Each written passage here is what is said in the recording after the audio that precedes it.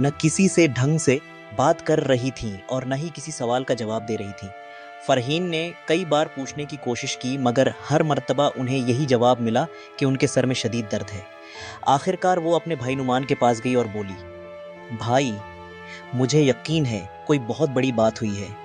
امی کی یہ خاموشی کسی معمولی بات کی وجہ سے نہیں۔ ضرور وحید انکل نے اجرا کے بارے میں کچھ ایسا بتایا ہے جس نے امی کو اندر سے ہلا کر رکھ دیا ہے۔ نعمان نے اسے سمجھانے کی کوشش کی مگر فرحین کا دل مطمئن نہ ہوا۔ اس نے کہا کہ اگر امی نہیں بتائیں گی تو وہ خود وحید سے حقیقت معلوم کرے گی، لیکن نعمان نے اسے منع کرتے ہوئے کہا کہ جلد بازی سے معاملہ مزید خراب ہو سکتا ہے۔ ادھر وحید کے گھر میں ایک اور ہنگامہ برپا تھا۔ نتاشا حسب معمول اجرا کے خلاف نئی سازش تیار کر رہی تھی۔ وہ اپنی پھوپھو کے پاس پہنچی اور نہایت معصوم بن کر بولی، پھوپھو، آپ نے مجھے کہا تھا کہ اجرا سے کہوں کچن کا کام دیکھ لے، لیکن اس نے نہ صرف انکار کر دیا بلکہ مجھے یہ بھی کہہ دیا کہ میں یہاں زبردستی کی مہمان بنی ہوئی ہوں۔ اس نے بات کو اس انداز میں بڑھا چڑھا کر پیش کیا کہ سننے والا یہی سمجھے کہ اجرا انتہائی بدتمیز اور ناشکری لڑکی ہے۔ پھوپھو پہلے ہی اجرا سے نفرت کرتی تھیں، اس لیے فوراً بھڑک اٹھیں اور غصے سے اجرا کے کمرے میں جا پہنچیں۔ اجرا خاموشی سے بیٹھی ہوئی تھی۔ اس کی طبیعت واقعی خراب تھی مگر اسے اپنی صفائی دینے کا موقع بھی نہ ملا۔ پھوپھو نے آتے ہی سخت لہجے میں کہا، اب تمہاری ہمت اتنی بڑھ گئی ہے کہ گھر کے مہمانوں سے بھی بدتمیزی کرنے لگی ہو۔ اجرا نے دھیمے لہجے میں جواب دیا، خالہ، میری طبیعت ٹھیک نہیں تھی، اسی لیے میں نے نتاشا سے کہا تھا کہ اگر وہ چاہے تو خود کچن دیکھ لے۔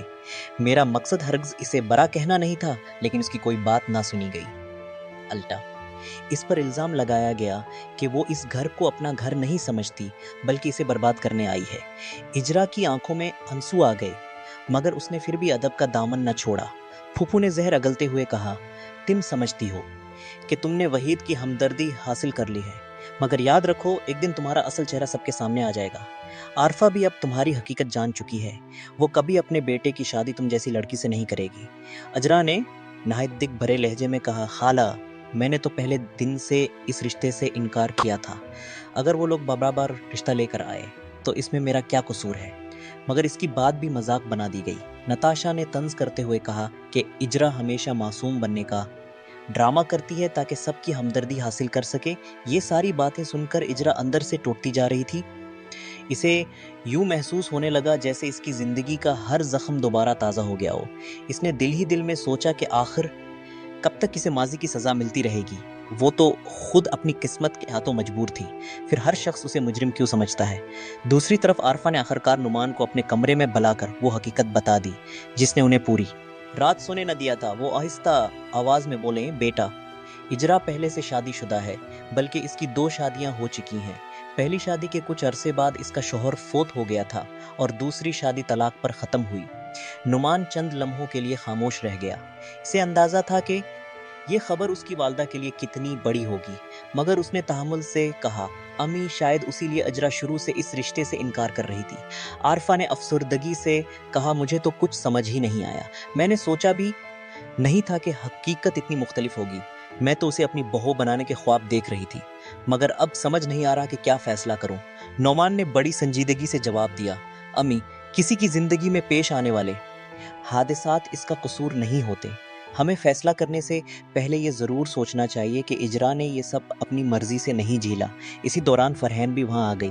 اسے جب حقیقت معلوم ہوئی تو وہ بھی حیران رہ گئی، مگر اس نے اپنی والدہ سے کہا، امی، اگر اجرا کی زندگی میں اتنے دکھ آئے ہیں تو اس میں اس کا کیا قصور ہے؟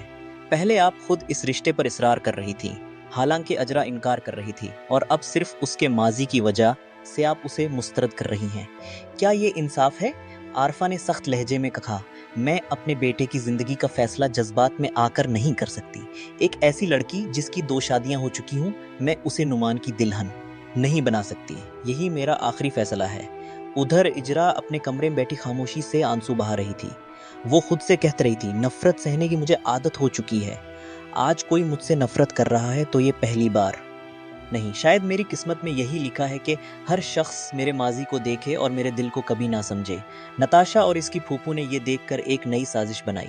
نتاشا بولی، اگر عارفہ اپنے بیٹے سے اس کی شادی نہیں کرے گی تو ہمیں کوئی اور رشتہ تلاش کرنا ہوگا تاکہ یہ ہمیشہ کے لیے اس گھر سے چلی جائے۔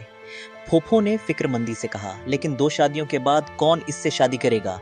नताशा फौरन बोली, अमीर लोगों में कई ऐसे रिश्ते होते हैं जहाँ किसी शख्स को दूसरी शादी करनी होती है या बच्चों की देखभाल के लिए बीवी चाहिए होती है। अगर हम ऐसा कोई रिश्ता ले आईं और वहीद अंकल को राज़ी कर लें तो इजरा हमेशा के लिए इस घर से चली जाएगी।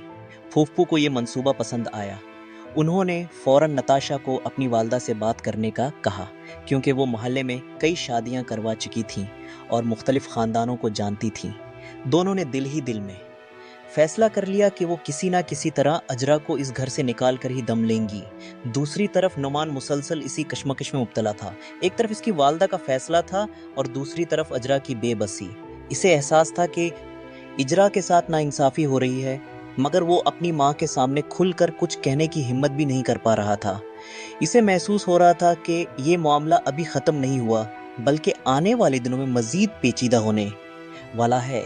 इधर इजरा हर नई सुबह के साथ सिर्फ एक ही दुआ मांग रही थी कि अल्लाह ताला इसकी बेगुनाही एक दिन ज़रूर सब पर साबित करे, क्योंकि वो जानती थी कि सच ज़्यादा देर तक छप नहीं सकता, चाहे इसके खिलाफ कितनी ही साजिशें क्यों न की जाएं।